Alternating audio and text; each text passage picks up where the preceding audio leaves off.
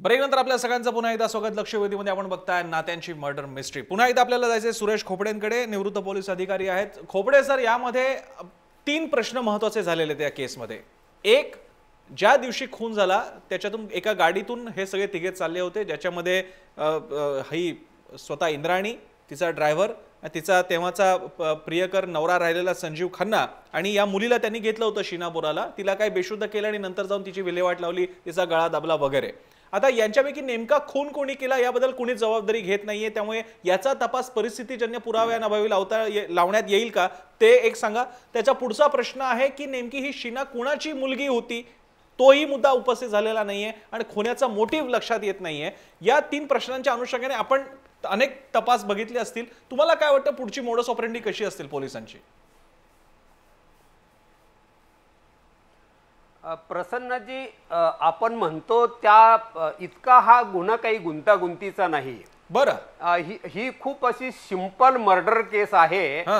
एक मुलगी, तिला गाडीमध्ये घेऊन गेले, मारून टाकलं, प्रेताची विल्हेवाट लावली. याची लिंक लावणं पोलिसांना काहीच अवघड नाही. आणि ती कुणाची मुलगी आहे याचं मर्डरच्या दृष्टीने त्याला काही महत्व नाही. खून केला हे खून केला, कसा केला, आणि ते एकदा इस्टॅब्लिश झालं की तिचं जे प्रेत होतं ते त्या मुलीचंच होतं. आणि पण यातला सगळ्यात महत्वाचा म्हणजे रिकव्हरी पंचनामा ज्याला म्हणतो, की त्यातला जो साक्षीदार आहे, पुढे ज्याला पोलीस माफीचा साक्षीदार करतील, त्यानं सांगितलं की मर्डर केलेलं प्रेत आम्ही या ठिकाणी पुरलेलं आहे.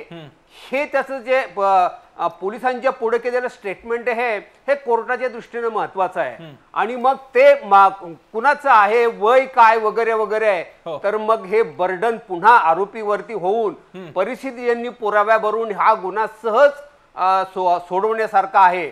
खरं तर कमिशनरांनी त्याच्यामध्ये एवढा इंटरेस्ट घ्यायचं काय कारण, की हल्ली व्हॉट्सअपवरती देखील चालू आहे की त्यांनी जर ते जी हुच किंवा जी खोपडी वगैरे पिऊन लोक मेले मालवणीला, त्यातल्या गुन्हेगारांचा शोध घेतला असता किंवा प्रिव्हेंट करायचा प्रयत्न केला असता तर खूप मोठं त्याच्यामध्ये 100 लोक मारले गेलेले.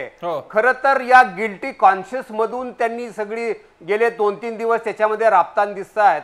ललित मोदींना ते परदेशामध्ये भेटले आणि मग तो कलंक मिटवण्यासाठी पुन्हा हाय प्रोफाईल केस, कारण त्यांना माहिती आहे की याच्याबद्दल लोकांच्या मध्ये खूप उत्सुकता असेल आणि म्हणून त्यांनी ती केस घेतलेली आहे. त्या अर्थानं, तपासाच्या अर्थानं या केसमध्ये कमिशनरांनी 2 दिवस घालवावेत. मुंबई पोलिसांनी, की ज्यांची संख्या 52,000 आहे, त्यांनी एवढा वेळ घालवावा. अशा प्रकारची केस मुळीच नाही.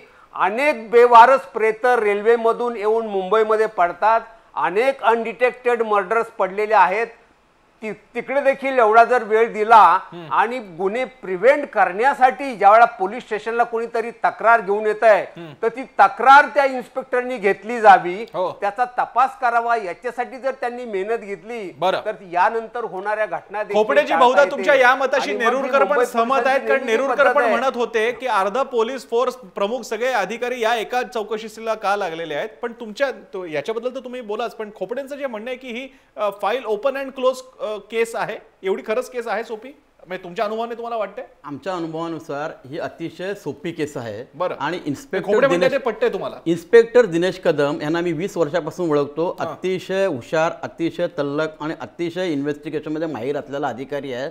जर तो ह्या केसमध्ये आयवो असेल तर इतर कोणाची आवश्यकता नाही. ही केस तो एक हाती आरामात केस तो सॉल्व्ह करू शकतो. प्रश्न असा आहे, आता शीनाची हत्या झाल्यानंतर शीनाचं तुम्ही काय शोधताय? शीनाचे वडील शोधतायत की शीनाची हत्याचा हेतू शोधताय? शीनाच्या हत्येचा हेतू कुठे सापडला? हत्येचा हेतू तर पुढचा भाग झाला, अजून खुनी कुठे स्पष्ट झालाय? मग आधी हेतू शोधतायत की आधी खुनी शोधतायत? बरं, मुंबईत पोलिसांचा तपास हा आधी हेतू निष्पन्न होतो, मग खुनी होतात, किंवा आधी खुनी पकडले जातात आणि मग हेतू. आता इथे 3 आरोपी अटक केलेले आहेत. इंद्राणीने जर कबुली दिली नाही, तिचा नवरा तर तो कबुली देणार नाही असं त्यांनी सांगितलं. त्याचं म्हणणं आहे की मी झोपला होता, बरोबर आहे. आणि ह्या ड्रायव्हरच्या कबुलीला किती महत्व आहे या सगळ्या गोष्टीवर. पण आता मुंबई पोलीस फक्त परिस्थितीजन्य पुरावे गोळा करून आपण हे सगळं केलेलं आहे. आणि नंतर इंद्राणी एक महिला आहे, शेवटी किती काय झालं तरी इतके मातब्बर पोलीस अधिकारी, स्वतः दस्तुरखुद्द पोलीस आयुक्त, तर त्यांच्यासमोर तिचा टिकाव लागणं तिला खरं बोलावं लागेल आणि येत्या 1-2 तासात 1-2 दिवसात ती खरं गोष्ट सांगेल आणि त्यात नंतर ह्या सगळ्या गोष्टीवर पडदा पडेल. पण तरी पण आज असंच दिसतंय की प्रॉपर्टीच्या वादातून हे झालेलं आहे. कारण तिच्या स्वतःच्या मुलीने तिच्या सावत्र भावाबरोबर प्रेम करून आईशी बंड केलं आणि त्या प्रॉपर्टीतला वाटेकरू ती होऊ पाहत होती आणि इंद्राणीला ते मान्य नव्हतं. हे आतापर्यंतच्या संपूर्ण तपासातून स्पष्ट होतंय आणि त्यामुळे तिचा हा झालेला खून होता आणि त्या खुनाला ही वाचा फुटते. कारण नेहमी असं म्हटलं जातं की एकापेक्षा जास्त आरोपी ज्या गुन्ह्यामध्ये असतात तो डिटेक्ट होतोच आणि ह्यात तर त्या ड्रायव्हर समोर होता आणि ड्रायव्हरनी स्वतः वाचा फोडल्यामुळे आणि मुंबई पोलिसांना इन्फॉर्मेशन मिळाल्यामुळे हा गुन्हा पूर्ण डिटेक्ट झालेला आहे. पण मग जर का असं आहे तर मग जो खोपडेंचा प्रश्न आणि जो तुम्ही सुद्धा चर्चा सुरू करण्यापूर्वी माझ्याशी बोलताना म्हणालात की मग हे 2-2 दिवस का लागतायत, राकेश मारिया का इन्व्हॉल्व्ह होत आहेत आणि बाकीच्या सगळी मंडळी येऊन का याच्यामध्ये बसले? आता बाहेर जे जनमानसात जी चर्चा आहे ती असंच आहे की मुंबई आणि महाराष्ट्र आणि देशासमोर असे अनेक प्रश्न आहेत. ते प्रश्न लोकांसमोर लवकरात लवकर येऊ नये आणि हा एक दिशाभूल करण्याचा प्रयत्न आहे की या एकूण संपूर्ण प्रकरणाबद्दल जास्त इंटरेस्ट घेणं दाखवणं. आणि ह्यापूर्वी पण अशा प्रकरणात ह्या सगळ्या गोष्टी झालेल्या आहेत, बरोबर आहे. आणि कदाचित मुंबई पोलीस आयुक्तांना असा एक मेसेज सुद्धा द्यायचं असेल की जे आता आजकाल पेज 3 कल्चर किंवा समाजातल्या काय उच्चभ्रू वस्तीतले जे गुन्हे वाढलेले आहेत ते तुम्ही अशा प्रकारचे गुन्हे केलात तर आम्ही अगदी तळापर्यंत जाऊन त्यांचे शोध लावू, असा जर मेसेज असेल तर तो अतिशय चांगला आहे. पण त्याचबरोबर आज 1.25 कोटी जनता आहे. ह्या 1.25 कोटी जनतेचे पण प्रश्न आहेत. रोज मुंबईमध्ये 200 गुन्हे घडतात. त्या 200 गुन्ह्यापैकी फक्त 10 गुन्हे जरी पोलीस आयुक्तांनी त्या गुन्ह्यांमध्ये लक्ष घातलं, तिकडच्या senior inspector, ACP, DCP, additional CPना सांगितलं तर त्याचं निष्कारण चांगलं होईल आणि गुन्हे थांबतील, कमी होतील. मला इथे एक प्रश्न कदाचित शेवटचा प्रश्न ठरेल, मी खोपडे सरांना विचारतो. खोपडे सर, या ठिकाणी एक हलगर्जीपणा काहीसा बघायला मिळतोय, तो म्हणजे रायगड 2012 साली तिथल्या पोलिसांनी व्हिसेरा पाठवला होता इथे, पण त्याचा तपास काही पुढे लागला नाही आणि आता तर इथल्या फॉरेन्सिक लॅबचं म्हणणं की आमच्याकडे तो आलेलाच नाहीये. याचं कारण द्यायचं म्हणजे यापूर्वी सुद्धा एक अशी हाय प्रोफाईल केस जेव्हा दीपक पांचोलीच्या मुलाच्या बाबतीत घडली होती तेव्हा ती जी मॉडेल होती तिच्याही बाबतीत व्हिसेराचा तोच प्रश्न आला, नीट तपास झाला नाही असा दावा तिच्या आईने केला होता. हा हलगर्जीपणा म्हणा, हेळसांड म्हणा, पण याचा परिणाम नंतरच्या केसमध्ये होतो, त्या केसमध्ये होत राहतो आणि मध्ये जर का टाइम लॅप झाला तर केस संपूर्ण डायव्हर्ट होण्याची शक्यता असते. याबद्दल काय म्हणाल?